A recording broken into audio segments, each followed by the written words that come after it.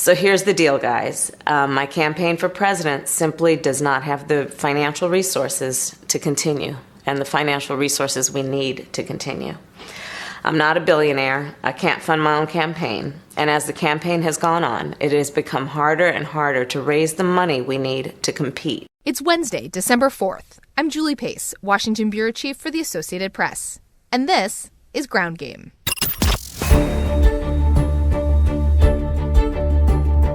The United States for decades have been paying really way disproportionately too much for NATO. And you'd have other countries paying far too little that are very directly benefited by it and by the United States involvement. And we're changing that around somewhat, and it's very important. President Donald Trump barrels into the NATO summit in London with quite a bit on his mind, including the impeachment probe hanging over his presidency. We'll have all the latest from across the pond. I want to be clear with you. I am still very much in this fight. And I will keep fighting every day for what this campaign has been about. Justice for the people. We say goodbye to more Democratic presidential candidates, including California Senator Kamala Harris, one of the cycle's biggest stars. Kamala Harris opened her presidential campaign with a 20,000-person rally in her home state of California. She's ending it without the money to make it to the first voting contests. Harris's departure comes as other candidates are also coming to grips with reality just 2 months out from the Iowa Caucuses. AP political reporter Michelle Price is joining me now to break down the state of play in the Democratic field. Michelle, thank you for being with us. Thanks for having me, Julie. So we're in this really critical, fast-moving period of the campaign. The big news this week is who is dropping out. Kamala Harris announced that she doesn't have the money to make it through. There have been a lot of questions that have been surrounding Harris over the last couple of weeks about her viability, about her messaging. You're based in Nevada, one of the crucial early states. What's the view from the ground about what just didn't connect for Kamala Harris this cycle? So I think, this announcement from Senator Harris, it really shakes up the race. I think there are a lot of people on the ground here who were surprised to see her make this move. They certainly were aware she's been struggling to kind of get a foothold and find her way back into the top tier of candidates. But her base of enthusiasm here in Nevada has been pretty consistent, and that enthusiasm has remained strong. But that being said, the issue she had here is kind of what she faced elsewhere, where that base of support just did not grow. And she was competing against a much broader group of candidates like Elizabeth Warren, Joe Biden, Bernie Sanders, who had more name recognition, they had more money. That's what really led her to this come to Jesus kind of moment over Thanksgiving that seemed to reevaluate where she's going with this. The thing that always struck me about Harris is that she had so much potential. That's what you kept hearing from people. All of the potential, her personal story, her professional background, certainly that big rally in California. But then these great moments that she had never seemed to add up to much in the polls. When you've talked to voters, did they talk about Harris, as a viable candidate in the most recent weeks? Or did you get a sense that people were looking for other options, that they had sort of moved on from her? Yeah, it's interesting. Early on, like you're talking about that excitement, there were people who saw her as kind of this breath of fresh air. She was a woman, she was a person of color, she was something new for Democrats. She had a prosecutor background, she had all those standout moments which voters would cite, that they liked what they saw during the Brett Kavanaugh hearings. But in recent weeks, voters, we hear a lot, especially from Democrats, they tend to think like pundits and they like to look for electability. And they'd say, I like Senator Harris, but I'm not sure she can win. And that's the chief concern we hear from Democrats across the board, is that they want somebody who can defeat President Trump next year. That old electability question. It certainly is the big thing that voters that we talk to have on their minds. So Harris is at one end of the spectrum in terms of these candidates who are facing reality. She's somebody who started with a real bang. Then on the other hand, you had candidates that never seemed to quite get off the ground. Steve Bullock, the former governor of Montana, is also among the candidates who has made the decision to drop out. Michelle, you have covered former Governor Bullock quite closely, as well as some other governors in the race. What was the problem for Bullock in this cycle? Why did this just never seem to catch fire? It's kind of a perfect cocktail of just unique factors about this election year. The thing you'd hear people keep saying about Steve Bullock was, man, in any other year, he'd be a great candidate. He's a Western governor. He's an outsider. He won his re-election in 2016, the same day that President Donald Trump carried his state by 20 points. He's a gun owner, but he's also a labor lawyer, so he's got some across-the-aisle appeal. But he got into the race late. He got in May. At that point, we had already a crowded field of more than 20 candidates. They're all competing for national donors across the country. They needed to get those small dollar donations to earn a spot on the stage. He and the other governors face additional hurdles because they can't transfer over any existing fundraising money they have like the senators can. We saw a couple U.S. senators transfer $10 million from their Senate accounts into their new presidential accounts. So he's starting from scratch. And the biggest thing about trying to build momentum in this current environment is getting your name up in the polls and getting a lot of small dollar donations. And it takes money to do that.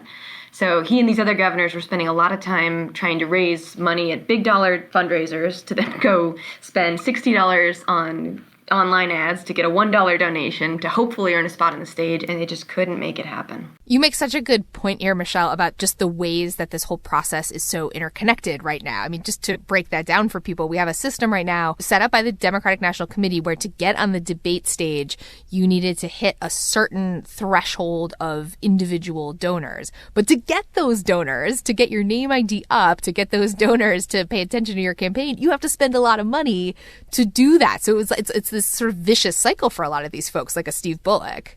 Right, and it builds on itself. I mean, you saw somebody like Pete Buttigieg who started, he didn't have very much name recognition either when we started this early on, but he got a lot of attention, he got a lot of fundraising, he had a lot of media, glowing profiles written about him, and it all kind of builds on itself, and this is how the buzz spreads. Somebody like Steve Bullock who decided to kind of quietly go all in on Iowa and then spend half of his week going back to Montana and running this rural state, it's really hard to break through this year. I do think that it's interesting in this cycle that the governors really have struggled. Governors have traditionally been people who can run on a real record. As governor, you got to do real stuff. In the Senate, sometimes you can get away with just endorsing a bunch of bills, but you're not really accountable at the end of the day for, the education system in a state or the healthcare system in your home state. You're part of sort of a collective there. But these governors who had these strong records and these kind of interesting backgrounds really have faded. What do you think is behind that? Why is this just not the year of the governor? Yeah, and I didn't mention, but Jay Inslee dropped out early on. John Hickenlooper in Colorado dropped out. So he was the third governor who kind of fits this mold who didn't make it through. And there's a couple of things. I mean, first of all, there's those DNC rules, those debate rules that have made it really hard for them to get their name out there to build the national donor base. We've got, going back 40 years, most of the presidents we've had have been governors, with the exception of vice presidents. So this year, there is one candidate who can kind of take up all of that oxygen, who can say, I've had to get things done in an executive office. I've had to work across the aisle, and that's Joe Biden. So the big question would be, if Joe Biden wasn't running this year, would we still see some of these governors who were able to make it and go forward? It's so interesting to me. There are a lot of top Democratic operatives who were really bullish on Steve Bullock because they thought that kind of practical background, the fact that he won in a red state, would really translate because of that electability question that we talked about. But certainly that has not been the case this cycle. Michelle, as we mentioned, you are based in Las Vegas, great American city, and centerpiece of the Nevada caucuses. We are just over 2 months away from the caucuses. What is it looking like on the ground? Who's looking strong? Who do you think has a real fighting chance in Nevada? So the dynamics in Nevada are not too different than what we're seeing nationally. Former Vice President Joe Biden is really strong here. He's obviously very well known. He's got roots going back many years. He's been here a lot to campaign for Democrats over the years. Elizabeth Warren was here early, and she set up a very extensive network of staff here. Her staff has been out organizing in all sorts of non-traditional ways, like holding book clubs and movie nights. Bernie Sanders has a strong well of support here. We're a caucus state. Bernie Sanders has done really well in caucus states. They tend to attract more activist voters from the base. Nevada is interesting in that it's dynamics mirror the rest of the country very closely. Our percentage of Latinos, who make up about 29% of the population. We've got a Asian American population that's about 9% of the population. So Nevada is a good test of a candidate's electability before a diverse population, but also the rest of the country. We're a caucus state. You do have to kind of campaign in a retail environment where you're out shaking hands and meeting people in restaurants and diners. But it's also a low propensity, low attention state, which means that a lot of voters don't really tune in until it's late, and things like TV ads can actually be really persuasive here. So it'll be interesting to see in the next 2 months. We do have a lot of people who tend to turn in late, and it could be still a little bit volatile here.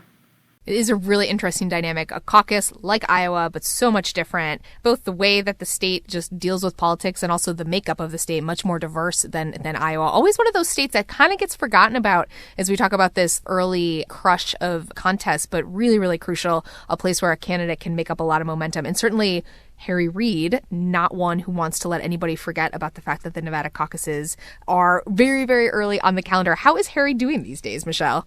He's doing all right. He's been undergoing some treatment for pancreatic cancer. His cancer actually came back this year, but he's staying very involved in the presidential race. He's met with most of the candidates. They've all journeyed out to his office at the Bellagio Casino to meet with him. He helped host a bunch of them here last month when the Nevada Democratic Party had a dinner. He is super powerful here in Nevada, especially on the Democratic side, but he is so far staying out of the race, just offering frank advice to the candidates, not any endorsements. So we'll see if he decides to jump in after the February 22nd caucuses here and throw his weight around a bit. Certainly would be a big endorsement for one of the candidates left in the race. Michelle Price, AP political reporter based in Nevada. Thank you so much for being with us to break it all down. Thanks, Julie. When we come back, we head to London, where President Trump is meeting with world leaders at the NATO Summit.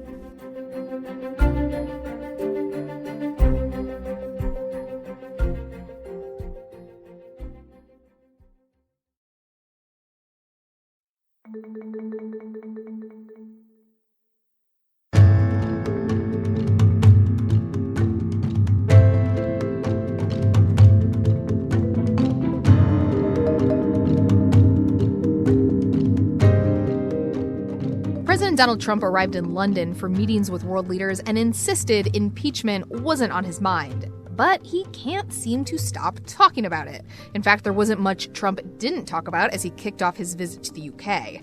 AP White House reporter Amr Madhani is traveling with Trump in London. Amr, thanks so much for being with us. Oh, yeah, happy to be. So Trump arrives in London for NATO meetings, other bilateral meetings with world leaders, and he pretty much decides he's going to start the visit by talking about everything under the sun. What was that like as this visit began and Trump really was going off on quite a number of topics? It was sort of a fire hose of words and information.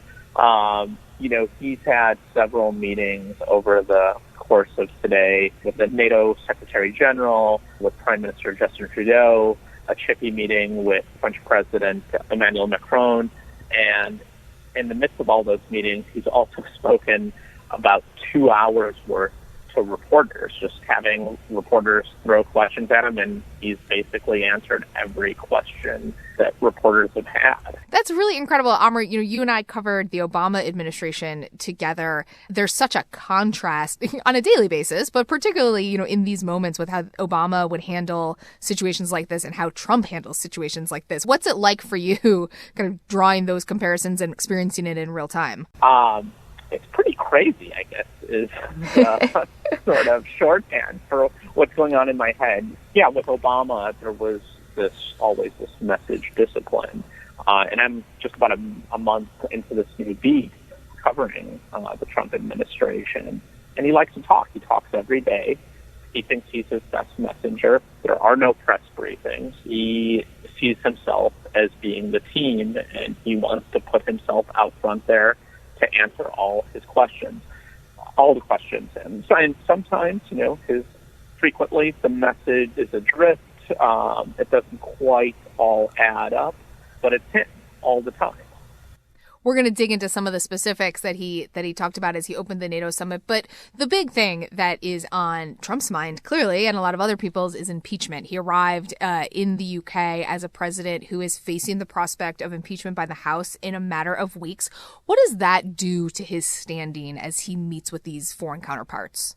So he, before he leaves, he says to Democrats, "How dare you do this? How dare you hold these impeachment hearings when I'm going abroad to talk about important military and security matters with our allies of NATO?"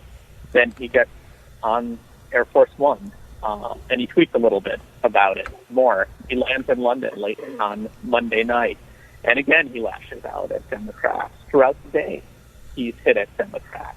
So while he's talking about that it's not proper for Democrats to hold these hearings and to distract from the important work he's doing, he doesn't stop talking about the issue. He's putting it front and center. And there's also, of course, the calculus that these other foreign leaders have to make. They're meeting with a president who they know is almost certainly going to be impeached, but at the same time, I assume they are working under an expectation, like many of us in Washington are, that he will also be acquitted in the Senate. Is there any sense that these foreign leaders are taking impeachment into account as they try to negotiate with Trump? Well, they're certainly aware of it, but I think they're making the same calculus that much of Washington is, that this is going to be the president for the next year. For NATO specifically, though, it becomes what happens if he's reelected. And he's been sort of the bull in the china shop with NATO and saying that everybody's basically are deadbeats, not living up to that 2% of GDP spending on military threshold that was set out well before he became president. You know, and he's been saying this through much of his presidency and even when he was a candidate. The funny thing is this year, after, a year ago, he was calling NATO obsolete. He's come back this year with a much softer, rosier tone, and he's claiming overall spending is up about $130 billion for the 29 member countries. And he's saying, you have me to thank for that. It's my blunt force diplomacy that's forced you guys to get in line. And we're now going in the right direction with NATO. And how much of that is true? How much credit does Trump get? We have seen spending on the rise from NATO members who are contributing more from their defense budgets. But how much of this is because of what Trump has been pushing? I think there, at least some of it, he certainly deserves credit for. But also, remember, Julie, the Wales Agreement was set in 2014. These nations have until 2024 to get to that 2% threshold. Some of them, many of them, definitely aren't in line to get there. And NATO spending goes up and down over the history of the alliance. Is it better than it was in 2016? Yes. But some of the wheels were turning before Trump arrived in office. But then again, he's also pushed hard on this, and he's probably done some shaming of nations to spend a little bit more. It actually has been pretty extraordinary over the last couple of years to see the shaming, as you say, happening face to face with some of these world leaders, including people like Angela Merkel. But one leader that Trump has seemed to have a pretty good relationship with over the years is Emmanuel Macron from France. They met to kick off Trump's visit. This was a really interesting meeting. A lot of different dynamics at play here between Trump and Macron. What stood out to you from this conversation?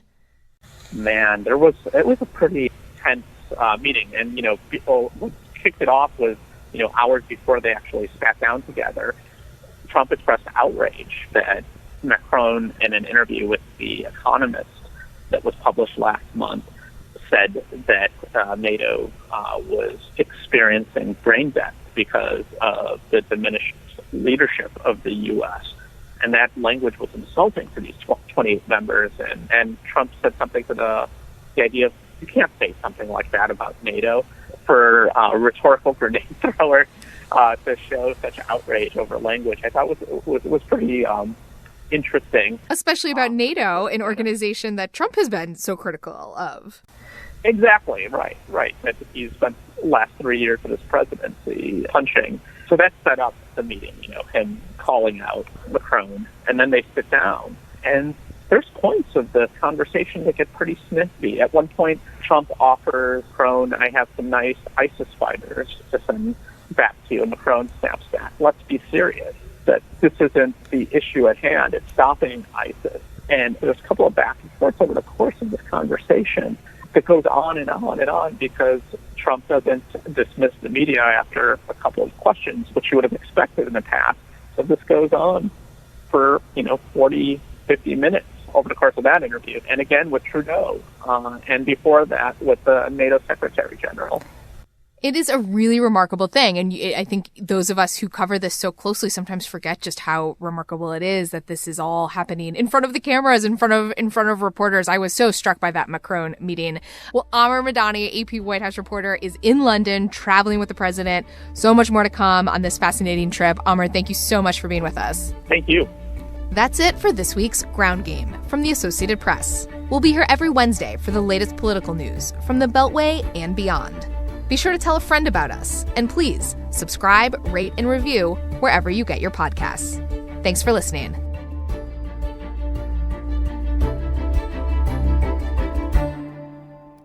From the Westwood One Podcast Network.